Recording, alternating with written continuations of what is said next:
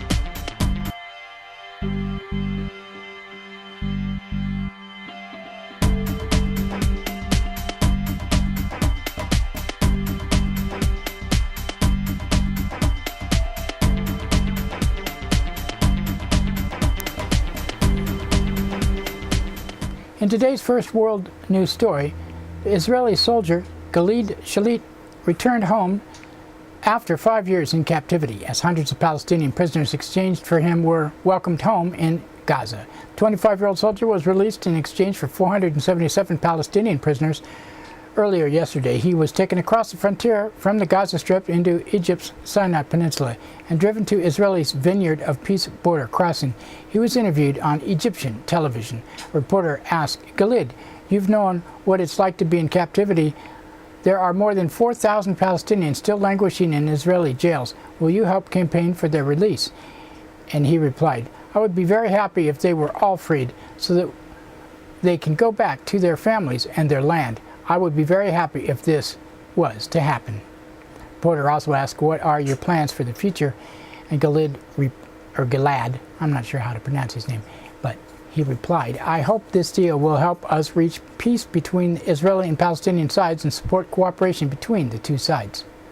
Some of the freed Palestinian prisoners spoke to the media after their release. One released Palestinian prisoner said, "We want to tell the world that we are oppressed and we need people to support us. This is what we have to say to the world. We want to tell the world that the Palestinian people need their support, and Israel always attacks us and oppresses us." Well, quit throwing rockets at them.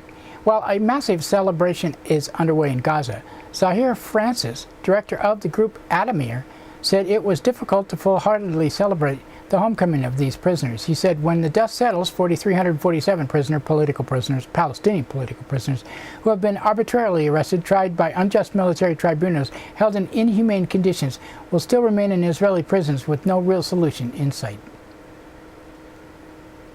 A new poll in Quinnipiac University has found that most New York City voters want the city to allow the Occupy Wall Street protesters to stay in their encampment in the financial district. In a survey, 72% of city voters, including 52% of Republicans, expressed support for the protesters as long as they continue to obey the laws. On Monday, thousands of protesters marked the beginning of the second month of protest. Kobe Sholnick is a organizer for Occupy Wall Street and said, "Some people do not believe that it will grow they didn't believe it would grow so fast, but some of us really want it to grow fast. And as you see now, it's pretty widespread, at least in this nation and around the world, but around the world is not because of us. Each nation has its own problems with economic injustices." Occupy Cincinnati protesters have sued police and city officials for violating their free speech rights. Protesters are challenging the city rule that bars gatherings after 10 p.m. at the downtown park they have occupied for more than a week. Meanwhile, Seattle police officers and park employees raided the Occupy Seattle encampment on Monday. Some 150 tents were taken down and 8 people were arrested. And out of Greece, 2 main unions are preparing to launch a 48-hour general strike on Wednesday to protest a planned vote on a deeply unpopular package of austerity measures demanded by the international lenders. Meanwhile, hundreds of Greek police officers and firefighters staged a protest on Monday against the reduction in wages, jobs, and benefits. Dimitrios Gorgatsis is the president of the Hellenic Police Association and said, "We are forced to come out in the streets to protect our dignity. Services are not operating as they should be because there is a cutback in funding, with the results that people are blaming police officers who are not to blame." President of the Greek Firemen Association also spoke at the protest rally, and I'm not even going to try to pronounce his name. And he said, "We have financial problems. There have been cutbacks, and the budget of each fireman's family are no longer enough. We want to protest to say workers are not to blame, neither are pensioners, for the situation. People who are to blame have not suffered any cutbacks yet." In news from Yemen, the U.S. government is being accused of killing a 16-year-old U.S. citizen in a drone strike last week. Teenager Abdul Rahman al-Awaliki became the 3rd American killed in Yemen in the U.S. drone strike in the past 3 weeks. He was the son of Anwar al-Awaliki, the U.S.-born cleric assassinated in a separate drone strike last month. Initial news accounts report that the 21-year-old, his family says he was only 16. They said he was born in Denver in 1995. The boy's grandfather said, "To kill a teenager is just unbelievable, really," and they claim that he is an Al-Qaeda militant. "It's nonsense. They want to justify his killing, that's all." Prior to launching airstrikes against Libya, U.S. officials debated carrying out a cyber attack against Colonel Muammar Gaddafi's air defense system. According to the New York Times, the goal of the computer-based assault would have been to break the Libyan government's computer networks, to sever military communication links, and to disable Libya's early warning radar system. The Obama administration reportedly opted not to employ this strategy out of fear it would set a dangerous precedent and could result in similar attacks being carried out by Russia or China. The administration was also concerned that the attack could not be mounted in time. And at least 25 people were killed as forces loyal to Syrian President Bashar al-Assad pushed into the flashpoint city of Homs Monday. The state forces carried out assault with tank support, leading to one of the deadliest single days in the 7-month-old popular uprising. Meanwhile, medical workers in Homs claimed Assad's forces have been scouring hospitals in search of demonstrators and commandeering ambulances to abduct them. Doctors, ambulance drivers, medical students, and Red Crescent volunteers all say they have faced intimidation from Assad's forces, who attempt to prevent them from treating wounded dissidents. And a split appears to be growing between the White House and the Pentagon over the future of the U.S. troops in Iraq. After the December 31st withdrawal deadline, on Saturday, a senior Obama administration official and senior U.S. military officials said that the United States is abandoning plans to keep any troops in Iraq past the year-end withdrawal deadline, other than about 160 troops who would be attached to the U.S. Embassy. The Obama administration says a full withdrawal is needed because Iraq has voted against a U.S. request to grant full immunity to U.S. soldiers. after this year. But on Monday, Defense Secretary Leon Panetta expressed hope Monday the deal would be reached to allow U.S. troops to stay in Iraq. And he said, "At the present time, I'm not discouraged because we're still in negotiations with the Iraqis. General Lloyd Austin, the ambassador, continued discussions with the Iraqi leaders, and we're hoping ultimately that they'll be able to find an agreement here. So at this stage of the game, I think our hope is that the negotiators can ultimately find a way to resolve the issue in terms of what are the Iraqi needs and how we best meet them once we've concluded our combat operations. The United States is now exploring the possibility of keeping troops after the end of the year, but place them under the NATO umbrella to protect them legally." Raed Jarar is an Iraqi-American blogger and political advocate based in Washington, D.C., excuse me, and he said there are two tracks that the Pentagon is trying to keep troops in Iraq, either by keeping them under an agreement with the Iraqi government, which seems very unlikely by now, or by keeping them under the agreement between NATO and Iraq, an agreement that was signed in 2009, and this agreement was just sent to the Iraqi parliament for ratification. If the parliament approves that agreement, maybe we will have a few hundred or thousand U.S. troops staying in Iraq as NATO forces. Well, let's hope so, because I don't think we should give all that oil to Iran. Do you? U.S. Supreme Court has agreed to decide if companies can be held liable to the United States for international human rights law violations under a 1789 U.S. law called the Alien Tort Statute. On Monday, the justices said they would hear an appeal by a group of Nigerians who sued the oil company Shell for aiding the Nigerian government in human rights violations between 1992 and 1995.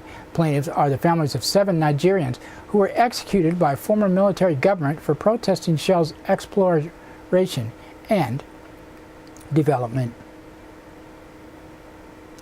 In other political news, Republican presidential hopeful Mitt Romney is emerging as a candidate of choice for the financial industry.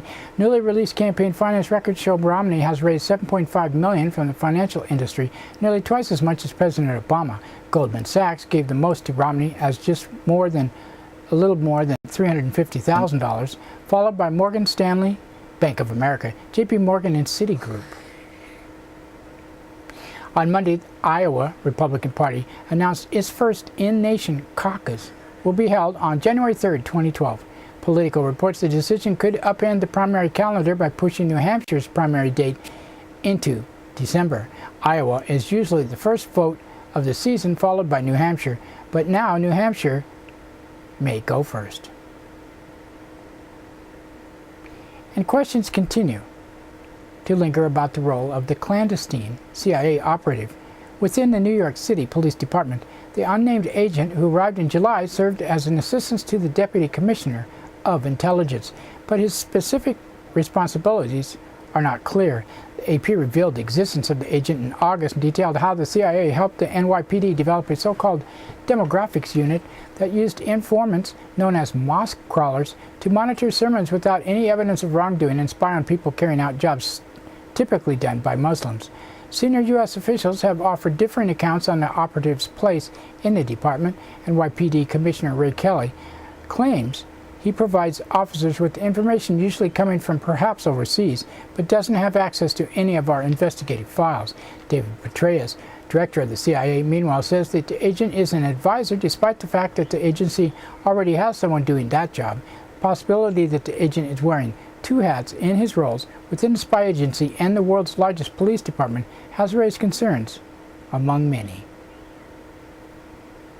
And that's it for our world news today. Now another thanks to one of our underwriters who, you guessed it, supports your only visual video news media in Nevada County. That's right, it's us, GVTV News.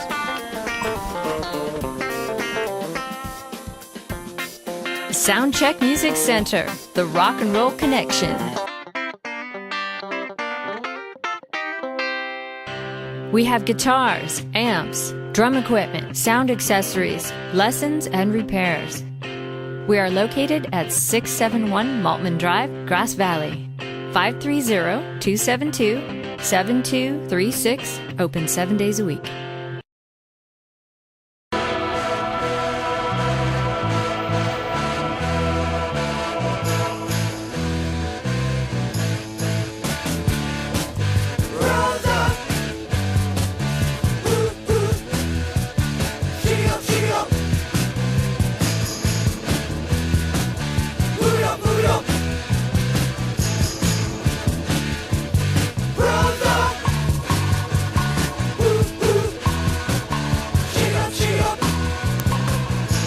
That's right, it's time for the police blotter and pictures in the blotter, not from these actual events, but used for visual aid only. Grass Valley Police Department on Sunday, 2:46 p.m. A caller from 200 block of Kidder Avenue reported a male on his property for an extended period of time and using a knife to cut something. Officers made contact with the subject, who claimed he was fixing his backpack and said he would move along shortly. 4:11 p.m., two white male juveniles illegally entered a vacant building located in the 400 block of Henderson Street. Subjects then left and headed towards Memorial Park, where they were picked up by officers and dropped off at home. And 4:16 p.m., a caller from 600 block of East Main Street reported a case of suspected fraud. A man had bought a filter from a caller's store on the previous afternoon for $300. The man brought it back the next day, demanding his money back due to deficiencies with the motor. The man was refunded, but the caller noticed that the new motor had been replaced by an old unit. The man was not returning phone calls.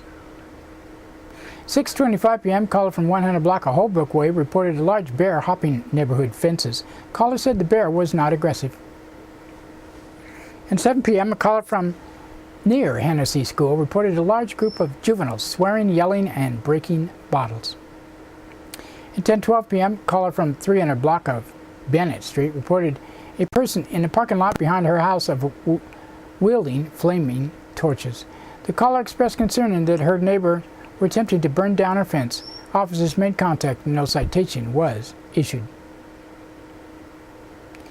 In Nevada County Sheriff's Office on Sunday, 9:11 a.m., caller from 13,000 block of Camino de Lego reported his live-in girlfriend damaged more than $2,000 worth of property.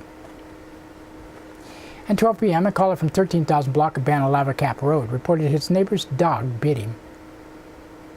At 6:45 p.m., a woman from 10,000 block of Garden Lane reported the neighbor made threats to shoot her dog later tonight while target practicing with friends. She expressed concern about the male subject's tendency to get very intoxicated.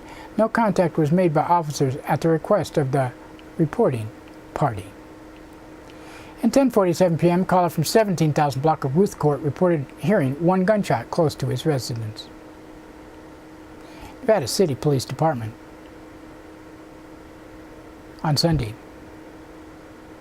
5:11 p.m., a caller reported his sister and her brother, both juveniles, were chasing each other around the 500 block of Mill Street and screaming loudly. Can't scream loudly. It's against the law, isn't it? That's it for the police blotter. Now another thanks to one of our underwriters who supports your only visual video news media in Nevada County. That's right, it's us. GVTV News.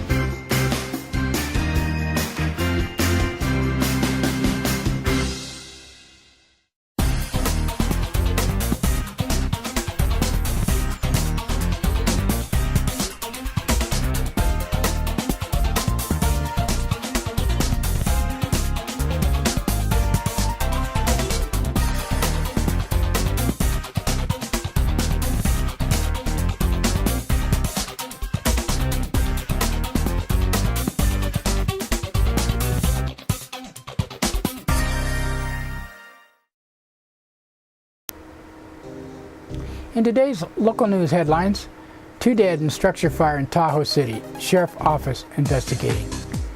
And questions linger on Nevada City gas leak. And local Occupy movement to hold another rally. Oh, that's today. And our first story from Sierra Sun in Tahoe City, California. 2 people and a dog are dead after an early Tuesday morning fire engulfed a home on Lake Tahoe's west shore. Placer County Sheriff's Officer Captain Jeff Osnow said the fire, which was first reported between 1:30 a.m. and 2 a.m. at a residence on Spruce Avenue in Tahoe City, was contained overnight by the North Tahoe Fire Protection District. We discovered 2 individuals were deceased inside. Placer County Sheriff's Department has opened an investigation into the cause of death. There is no further information at the time of this report, Osnow told the Sierra Sun about 9:30 a.m. on Tuesday. In an interview later Tuesday, PCSO Detective Sergeant John Giovanni Nini said the bodies have been identified and the sheriff officer would consider releasing the names after next of kin were notified. A dog also was found dead inside. Fire and law enforcement officials have been scouring the property all day Tuesday, which had been designated a crime scene surrounded by yellow tape. Belinda Davis, a second homeowner from Huntington Beach, California, lives across the street from the home. She said she was alerted to the fire when her Chihuahua, Lily, began barking loudly around 1:45 a.m.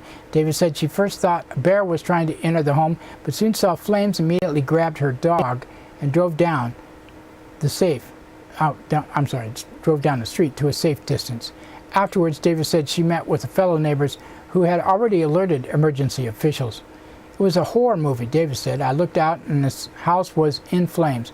The power lines were sparking and exploding. Residents gathered outside while firefighters battled the flames for about an hour. To think we were standing here watching them, the victims with their fire inside, said Davis. We keep thinking no one was in there. Another nearby resident who asked to remain anonymous said that when her daughter alerted the family, her husband immediately began spraying the flames with his hose as they waited for firefighters to arrive. The woman said the fire began small but rapidly engulfed the home. Davis said that though she did not know the victims, she believed they were renters, perhaps a relatively young couple. If my dog barked and sensed it across the street, why didn't the dog at the house sense it? She said. This is tragic. This is really tragic. The home is located in Sunnyside area of Tahoe City, a couple blocks off Highway 28 near Fire Sign Cafe. In a story written by Christopher Rosacker of The Union, in the wake of the last month's gas leak in downtown Nevada City, city policymakers were presenting a report on the management of that emergency in October 12th council meeting. Shortly before 7:30 p.m. September 17th, the vehicle backed into a gas line at Miners Foundry, 325 Spring Street, breaking off a quarter-inch nipple that released combustible natural gas. There's quite a bit of natural gas in the area, said Fire Chief Sam Goodspeed at the October 12th council meeting. You could smell it pretty heavily.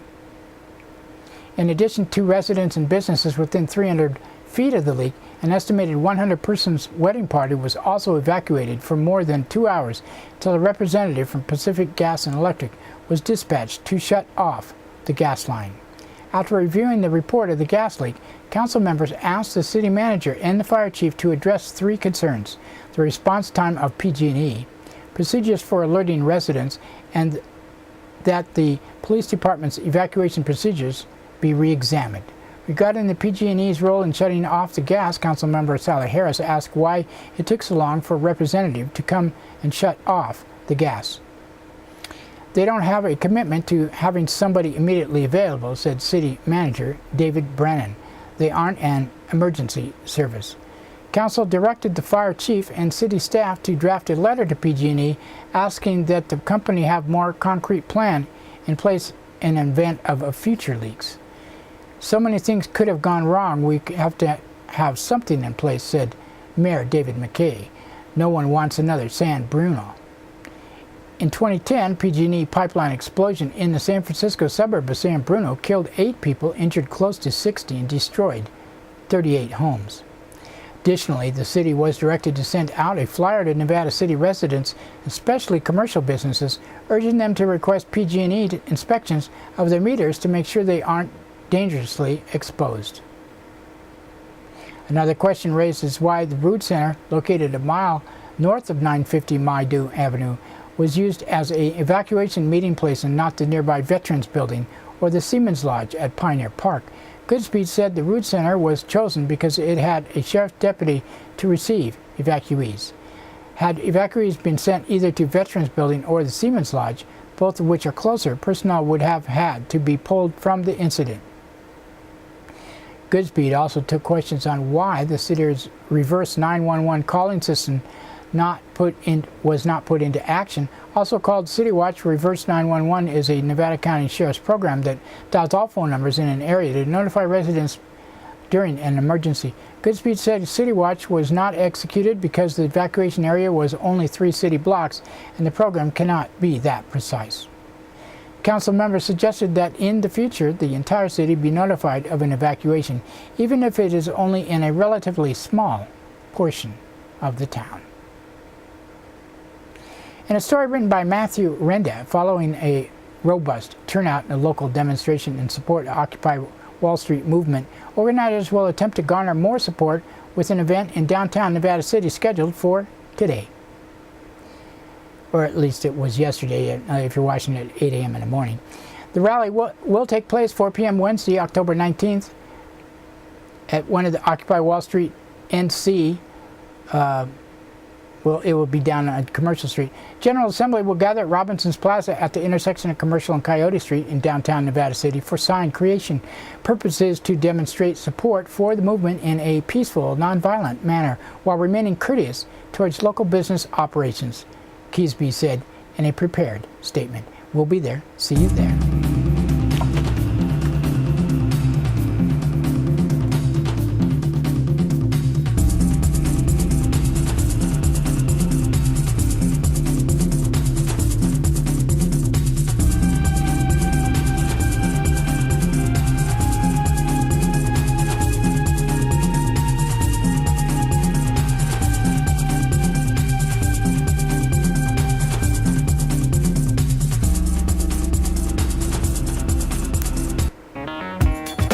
That's it for our local news today. GVTV News would like to thank Associated Press readers Amy Goodman, the Union, and others for the sourcing of our news, and you for watching. Don't forget, we are broadcast 3 times a day. Public access NCTV, Comcast Cable Channel 11, and Suddenlink Channel 16 in Truckee and Alta Sierra. 8 a.m., 3 p.m., and 7:30 p.m. Monday through Friday. Random Saturday and other times, check the website schedule. We are streamed daily on NevadaCountyTV.org, video on demand there, and also our websites, GVTV.org and Rural Counties Television Network.ning.com. We also post to Facebook, YouTube, Blip.tv, and a free video podcast on iTunes. You can get us on smartphones, PSP, and handheld devices.